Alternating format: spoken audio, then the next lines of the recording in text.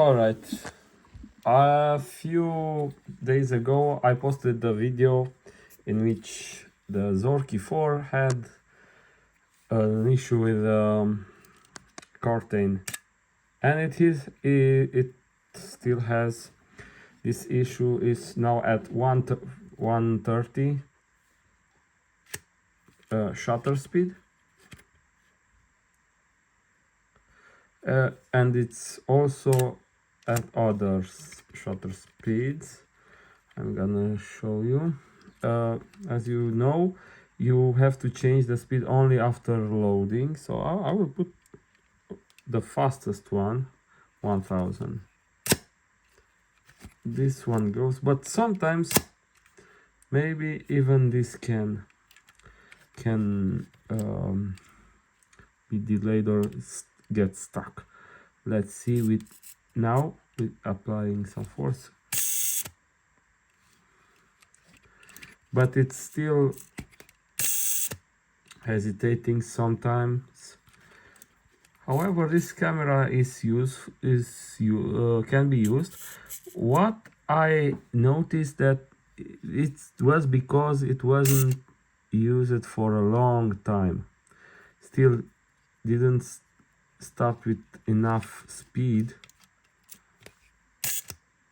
and this one still doesn't work very well, but it has greatly improved after shooting a few shots and playing a bit with it. This helped pretty much.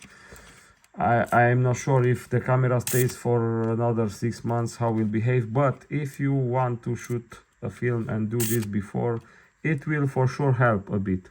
Not guarantee that will now this video is not for those who want to disassemble the cameras and fix them, because that's a bit difficult. But for most of us, we need some workaround. Okay, so as you can see, my camera now works pretty well. So what I did was just shooting with it empty, and it's working pretty well. Okay, it's not that often. Before it was, well, when I just get the camera, it was always getting stuck, you know. But now let's see, these are the shutter speeds you need. Maybe 1/15 of a second on the interior, so this can be useful. I think it's closing enough. But now I will show you something that I also found, a trick that might help some people. Now let's say you want this speed, because as you can see, there is 61, so it's a fraction, okay, 60 and then 125, and what's missing here is the 30 because it's put here. But this is a very useful shutter speed because, as you know, the films have low sensitivity, and you can control the lens should be close a bit on their aperture to get a good image quality. Don't shoot at f2, don't do that. Beginners do that, but you lose sharpness, you lose because of focus and of the lens limitations.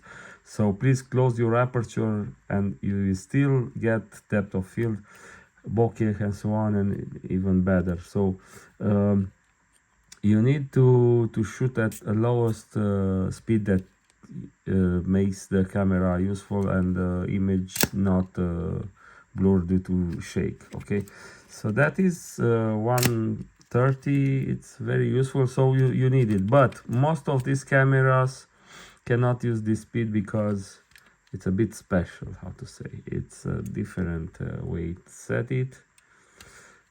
And even this one is, as you can see, surprise, this is not bulb, but it's so this camera has initially the issue that the curtain was going down only when I released the shutter, not when I pressed the shutter. But here's the thing, you didn't watch this video to waste your time, I promise you. Now the trick is, as you can see, the curtain gets stuck. These two metal bars align with each other at the very end of the roll. There is oxidation, there is dirt, and it makes it stick a bit. I'm not gonna clean it. I tried with rubber alcohol, but not get too much improvement. So they will be one on top of the other right at the end.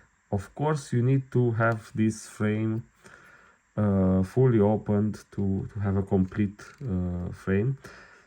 But if I don't pull it so much under this, because you see, if I pull it goes a bit more under. Surprise, it works. Okay, so, and it works every time. No more blocking at 1/30. Okay, but the problem is when you will have the lens, you will have the film cover will be here. How can you do that? Because you cannot go blindly. Okay, you cannot feel it. Yes, the trick is that you can see it here on this line. Okay, I can see it's very close to 30, and by trial and error you can, without film of course, you can see that if it's at all. Now I could pull a bit more of this, but if I stop here it blocks, so I need to stop a bit right before that angle, like here, and it will work consistently. And you can what you need to do is just to look here. It's not such a big deal. You will look here and don't pull so much of it, you know, and you still have the frame complete, as you can see. I put it here and it will open maybe 98%, or it will be okay. So good luck with your photos. Hope this video helped you make this camera useful, because it has the biggest the best viewfinder, I think, comparing to Fed 2 or others that have pretty small, and it's more modern. It's nice looking. It's not a bad camera. You just need to put some good lenses on it. So hopefully we'll find more tricks to share here, but enjoy your camera.